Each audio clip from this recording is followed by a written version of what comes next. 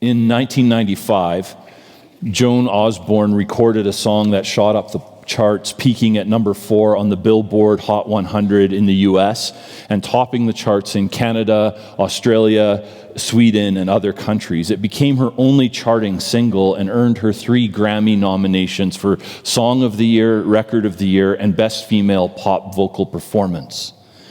Her track begins with a question. If God had a name, what would it be? And would you call it to his face if you were faced with him in all his glory? And in many ways, the idea of God seems too big to be reduced to a name. Billy Sunday, American professional baseball player turned evangelist in the early 1900s, agrees. He says, God is infinitely beyond all that any one name can convey. Despite that, there have been many attempts to define and name God. Perhaps it's just human nature to try to define what is bigger than us, and perhaps we think that by defining him, we might confine him or control him. John Mark Comer highlights this desire in us. He says, we want a God who is controllable because we want to be God. We want to be the authority on who God is or isn't and what's right or wrong. But we want the mask of religion or spirituality to cover up the I want to be God reality. This reality is expressed when we say things like, I could never believe in a God who, or the God I believe in would never do this. As if what I believe about God is the objective truth about who God is. This new year, we're starting a series. This is the first Sunday of a series that we're calling Who I Am. We're exploring God's self-revelation or self-definition in Exodus 34. And let me just pause here for a moment. It's Exodus 34, verse 6 and 7. Can't get away from it, sorry. If you don't know what 6-7 is, nobody does. And every time I say Exodus 34, 6-7, there is a group of people who are going to delight and maybe even do a little of this. And so we're just going to lean into it. So I hope that by the end of our series in Exodus 34, 6-7, every time you hear 6-7, it reminds you that God has a name and he wants you to know him. Who is God? We're going to let God tell us. We're going to let God tell us himself. And these verses are foundational to our understanding of who God is. They're so important that they are the most quoted verses in the Bible by the Bible. The Bible quotes these verses over and over and over again, refers to them. They're like the John 3:16 of the Old Testament. You'll just see them everywhere. Dr. Michael Knowles, in his book, The Unfolding Mystery of the Divine Name, argues that knowing who God is, and more than that, knowing God, is critical to the practice of our faith and the way that we live. To worship rightly, we must know God. To become more fully aligned and engaged in Jesus' purpose and priorities for the world and for our lives, we must know God more fully. To pray confidently, you must know God more comprehensively. Exodus 34, 6-7, God has a name and he wants you to know him. Before we read these verses, we need to have a bit of the context to understand what's happening, what's at stake as God reveals himself. First of all, if you started in Genesis chapter 1, verse 1, and read from that verse to this chapter, Exodus 34, you would realize that this is the first time that God's character is explicitly described. And God is the one who is describing and defining himself. I think that's important to keep in mind.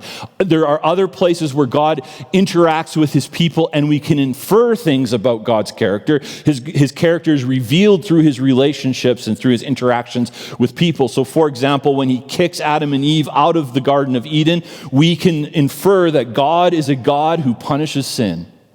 And when he provides them with clothing before he kicks them out, we can infer that God is also a God who shows mercy and compassion. But this is the first place where we get a listed description of God's character, and God is the one who gives us the list. I think partly because God knows our human tendency to interpret actions through a lens that fits our own narratives and to misinterpret who God is based on how we interact with him or what's going on currently in our lives. And so he doesn't leave it completely up to us to infer who he is by how he relates to us, but here in his grace, he tells us who he is. Exodus 34, 6, 7. God has a name, and he wants you to know him. Second, the second piece of context that we need to have is that the significance of God's self-description is highlighted because what has just happened in Israel's history. Israel has been rescued from slavery in Egypt. They've been led through the Reed Sea, miraculously delivered from the pursuing Egyptian army. They've come to Mount Sinai. God has called them into relationship with himself. They're setting the terms for that relationship when the children of Israel form a golden calf and worship it instead of God. Israel is in essence saying, I could never believe in a God who is formless. I could never believe in the God I believe in would never reveal himself on mountaintops and clouds and smoke and lightning. The God I believe in is more tangible than that, and the God I believe in definitely wouldn't make us wait 40 days to discover what the terms of the covenant are. And so they form a calf, and Aaron, the high priest of the people, says, these, pointing to the calf, these are the gods who brought you out of Egypt. And because they don't rightly know God, they don't rightly worship God. And maybe our familiarity with the Bible story robs us of the tension of this moment. While God is making the covenant with his people are breaking the covenant. And God announces he is going to destroy them. He's going to start over. This is almost the end of the Bible. The rest of this almost doesn't exist. And then God in his grace reveals himself in these words. Let's read them. I'll start in verse 5 of Exodus 34. Then the Lord came down in a cloud and stood there with Moses, and he called out his own name, Yahweh. The Lord passed in front of Moses, calling out, Yahweh, Yahweh. I know the NLT says the Lord. We'll talk about that in a moment. Yahweh, Yahweh, the God of compassion and mercy. I am slow to anger and filled with unfailing love and faithfulness. I lavish unfailing love to 1,000 generations. I forgive iniquity, rebellion, and sin. But I do not excuse the guilty. I lay the sins of the parents upon their children and grandchildren. The entire family is affected, even children in the 3rd and 4th generations. This is the word of the Lord. Thanks be to God. God begins his self-revelation by saying his name twice, Yahweh, Yahweh. This is God's way of bolding, highlighting, italicizing, underlining his name. He wants us to pay attention to his name. And so that's where we're going to start our journey of God's self-revelation. Exodus 34, 6, 7, God has a name. He wants you to know him. God first revealed his name to Moses. You might remember at the burning bush.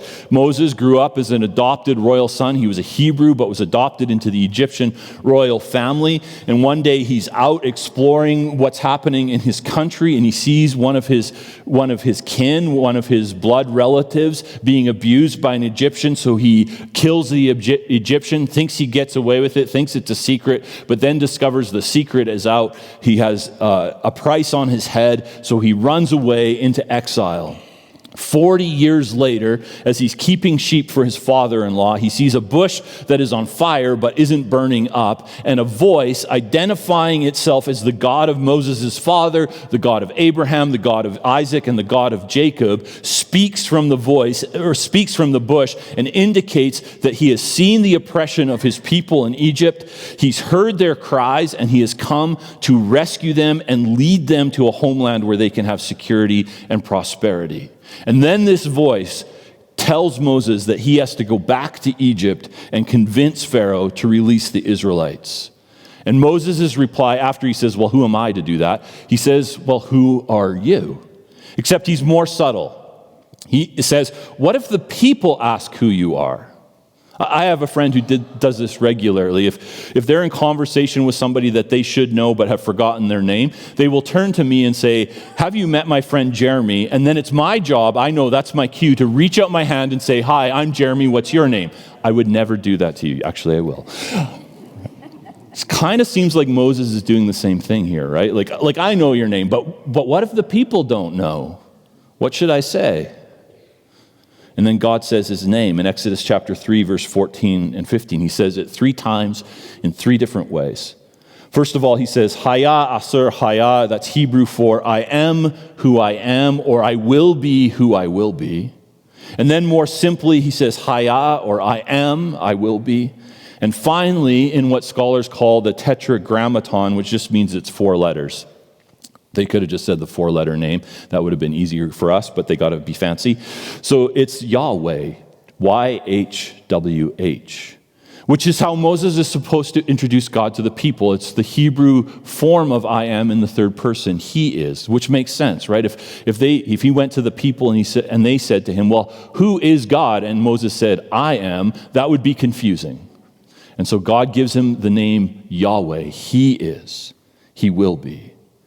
And now here at Mount Sinai, in the face of their epic failure, God is reminding the people God has a name and he wants you to know him. And his name is I am who I am, or I will be who I will be, which instills confidence in the people.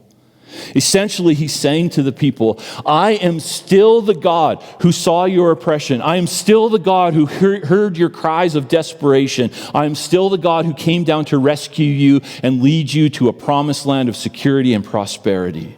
Your failure does not change my identity. I am who I am. I will be who I will be. And here at Mount Sinai, in the face of their failure, God then expands on the meaning of his name. You don't have to infer who I am. I'm going to tell you, verse 6 and 7, God has a name. He wants you to know him. And he says, Yahweh, Yahweh, the God of compassion and mercy. I am slow to anger and filled with unfailing love and faithfulness. Think of how this would sound in the face of epic failure.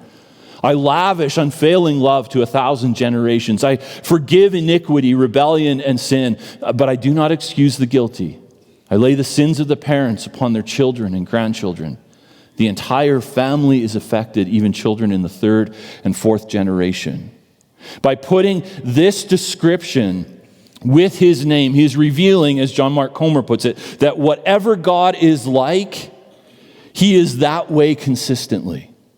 If God is compassionate, he is always compassionate. If God is merciful, he is always merciful. If God is faithful, he is always faithful. If God is forgiving, he is always forgiving. If God is just, he is always just. He is who he is, always. And he will be who he is, always.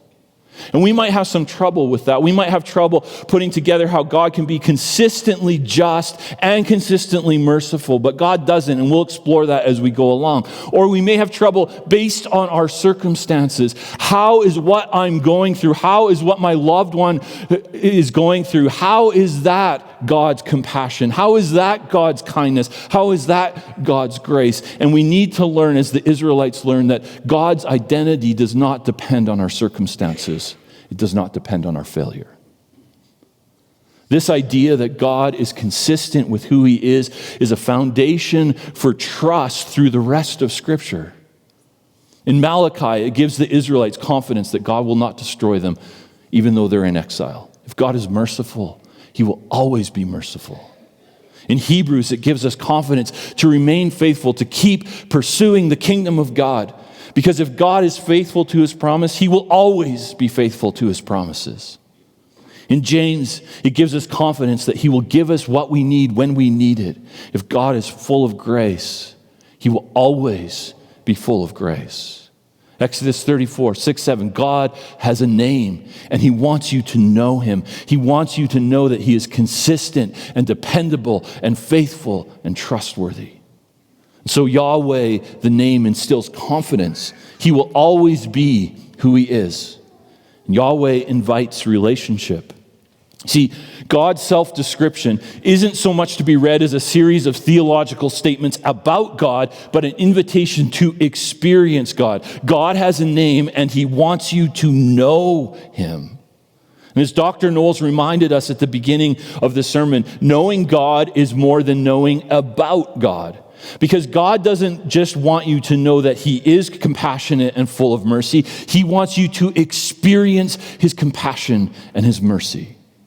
And God isn't compassionate simply because God says he is compassionate, but because in the face of their epic failure here at Mount Sinai and over again throughout the pages of Scripture and over again throughout the pages of human history and over again through the pages of my own life, he keeps showing up as the God of mercy and compassion, slow to anger, filled with unfailing love and faithfulness.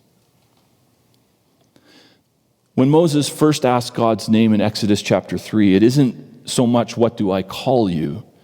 He's really asking, how do I control you?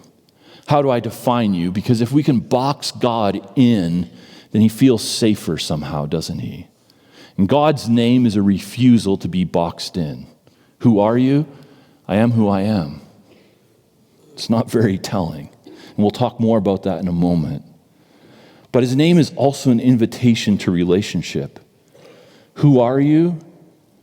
Essentially, he's saying, come and see. Come and find out. I am who I am. Come and see. And the timing of God's self-description and self-revelation in both instances is significant. It tells me that God doesn't reveal himself to us at our spiritual best. The first time that God reveals his name is to a man who is on the run from the courts for murder, hiding out in the wilderness, and to a nation that is suffering in slavery and has essentially forgotten God. Here at Mount Sinai, he reveals himself even more fully in the face of epic failure. The people have rejected Yahweh and they've chosen an idol, while Yahweh is telling Moses that he wants to be in a forever relationship with them. I heard this described as like cheating on your spouse at your wedding, but infinitely more serious. God's revelation then is not reward for moral behavior. It's not reward for spiritual maturity. God's revelation is grace. His invitation then is for you. No matter how badly you've messed up, how deeply you've betrayed Yahweh, how much you might be suffering, how trapped or enslaved you might feel to habits or attitudes or addictions or situations. Exodus 34, 6, 7 tells us God has a name and he wants you to know him. He invites you into relationship. Who are you? Come and see. And we've lost the sense of invitation to discover God along the way because of a tradition and a translation. The Hebrew language was written down originally using only consonants, probably to save space because parchment and tablets were expensive. Tablets are still expensive, but they were different kind of tablets. Also because they assumed that people knew the language well enough that if they saw the consonants, they could figure out how to pronounce the various words. Over time, due to exile and other circumstances, the Hebrew language became less familiar, so vowels were added to the manuscripts in the form of tiny dots and lines, usually written below the consonants. However, the Israelites took God's commands seriously, and one of God's top 10 commands is, don't take the name of Yahweh your God in vain. And because they never wanted to do that, they had a tradition that whenever they read the text of Scripture and came to the name Yahweh, they would say Adonai, which means Lord. So, when they added the vowels for the words, when they got to God's name, Yahweh, they added the vowels for Adonai as a reminder to the reader to not say the name. The problem is that early English translators were not aware of this tradition, and so they added the vowels of Adonai to the name Yahweh, which is where we got the word Jehovah. We created a new name for God. And when the Israelites translated the Hebrew scriptures into Greek, this even made the problem even worse. This was around the 2nd century BC. We talked about this in my sermon just before Christmas. When they did that, they decided to use what was said rather than what was written. So every time they came across the Hebrew word Yahweh, referring to God, they translated it as Kyrios, which means Lord in Greek, or occasionally Theos, which means God. So, when the scriptures got translated into English, for some reason, according to the tradition maybe, the translators chose the English words Lord, usually in all caps, and occasionally God whenever they saw the word Yahweh. The problem with this tradition and the translation choice is that God and Lord are not names. And God has a name, and he wants you to know him. God is a title for an entire category of being. In Hebrew, the word Elohim refers to Yahweh and to many other spiritual beings, gods and angels and spiritual forces in the unseen world. So to refer to Yahweh as God is sort of like me referring to you as human. My coworker is human. That's good. In a few minutes, human and his team of humans is going to lead us in worship. It's not very personal or relational when I say it that way, is it? Lord is also a title, this time not for a category of being, but this time for a function or a position. In our Advent series, I said that Lord could be a form of polite greeting like sir or madam. It could refer to someone who owns land, animals, or people, including slaves, wives, or children. Or it could refer to a king. It could refer to a position of ruling.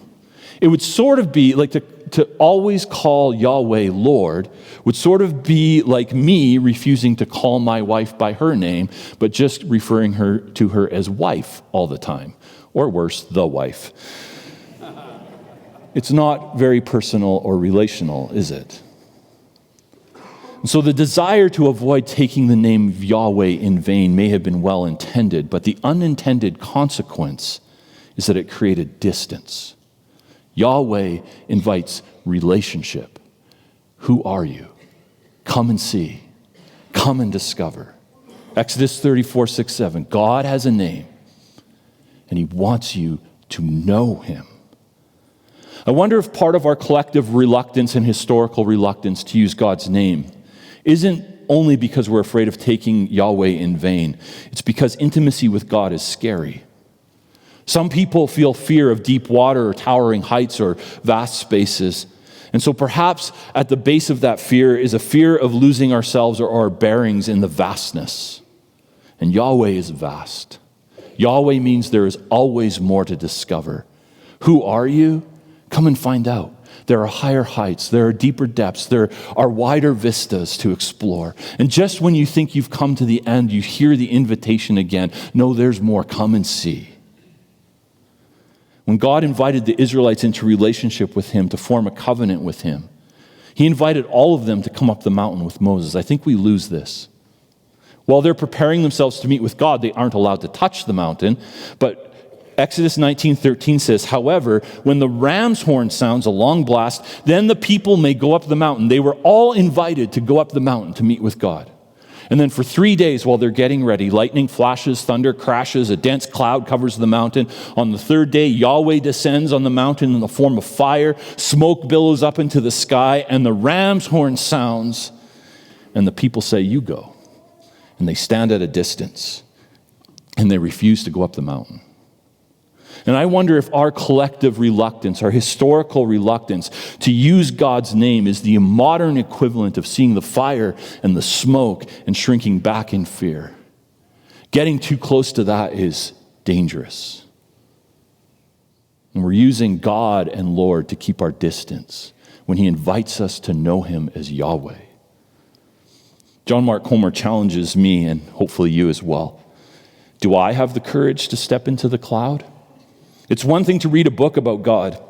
It's another thing to scale a mountain in the middle of the desert and plunge headfirst into the darkness, to abandon yourself to a life of dangerous, risky, I won't stop for anything pursuit of God. And yet that's precisely what Yahweh invites us to do. Who are you? Come and see. Exodus 34:6-7. God has a name, and he wants you to know him.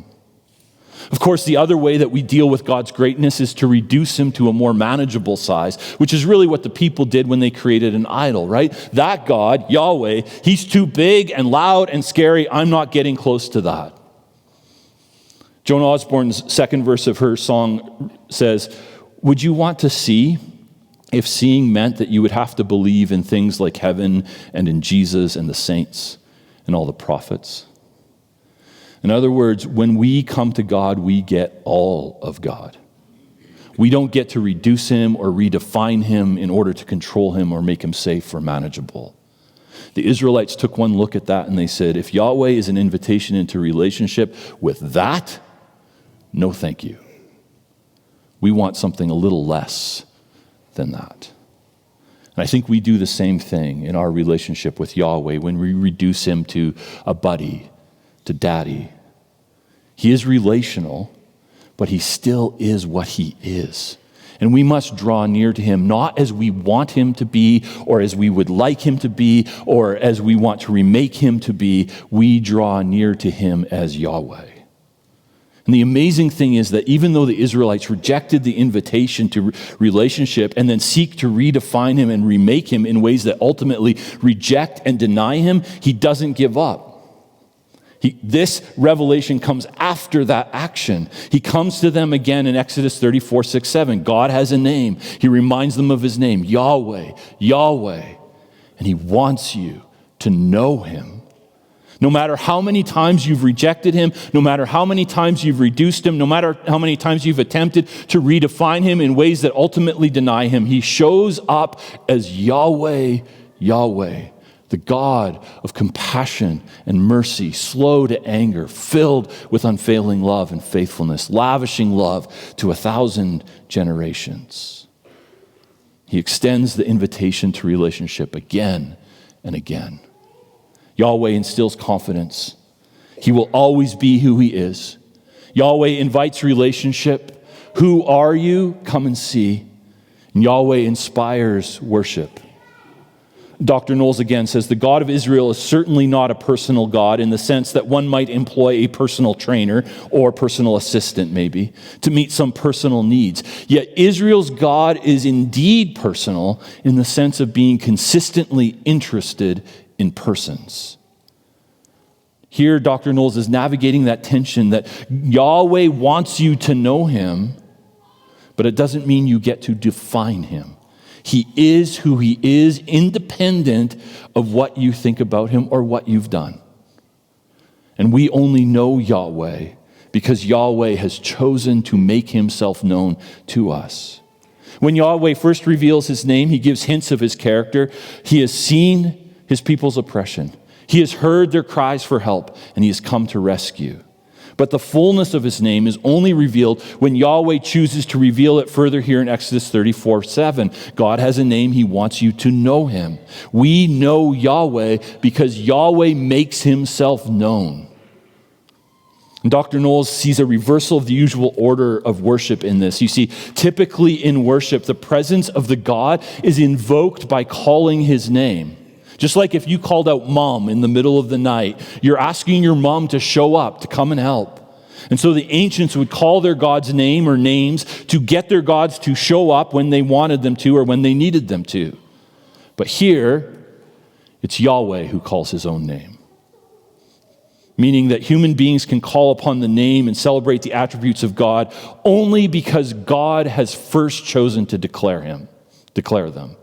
See, we don't have to figure out who God is. God tells us who he is. And rather than being the initiators of worship, we are the receivers. We are the responders of worship. God, Yahweh, initiates worship.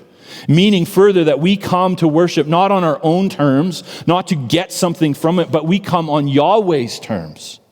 We don't get to reduce him to a more manageable size. We don't get to change him into somebody who just gives us a good feeling because we spent some time with him. We don't get to redefine him. We don't get to control him. He is who he is, which has implications for us as we come to the table. We come to the table not because we've chosen to come, but because Yahweh has invited us to come. He is the initiator. Come, take, eat. So the table is an invitation to relationship, just as Yahweh's name is. We call it communion. It's a relational term. It means we are in relationship with Yahweh. It's an invitation to share a meal, which in the ancient world was really an invitation to share life. And we come to the table as a receiving of that invitation, but also an expression of our confidence in the one who invites us. We come to the table confident that Yahweh is who he always is, and he will always be who he is. See, the table reminds us that Yahweh and Jesus are the same. Sometimes we have this idea that Yahweh is the God of the Old Testament, and Jesus is like this newcomer that comes along with these radical ideas of grace and love and tolerance and sort of convinces Yahweh to not kill all the people but let Jesus die for them instead. That's a twisted caricature of who God is. The gospel writers want us to see clearly that Jesus is Yahweh. And so, for example, when John introduces Jesus, he describes him as full of unfailing love and faithfulness. Where have we heard that before? Exodus 34:6-7. God has a name. He wants you to know him.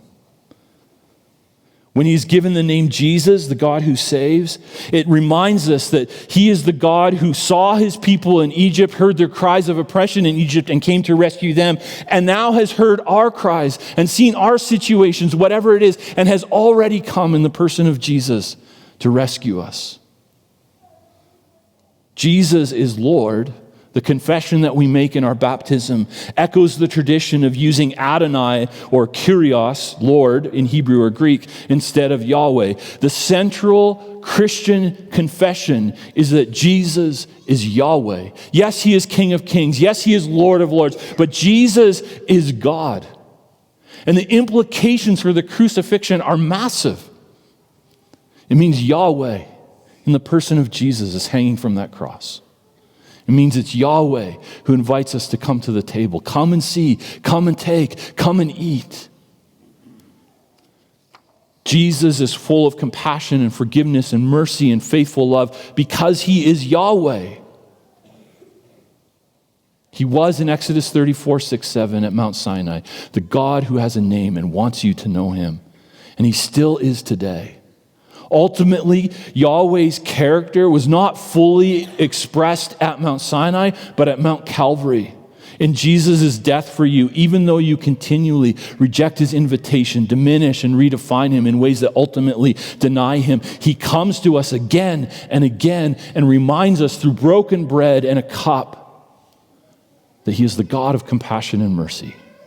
He is slow to anger, filled with unfailing love and faithfulness, lavishing unfailing love to 1,000 generations, forgiving iniquity, rebellion, and sin, not excusing the guilty, that he is full of justice. And while we might have a problem putting together how God can be completely merciful and completely just, the answer is Jesus.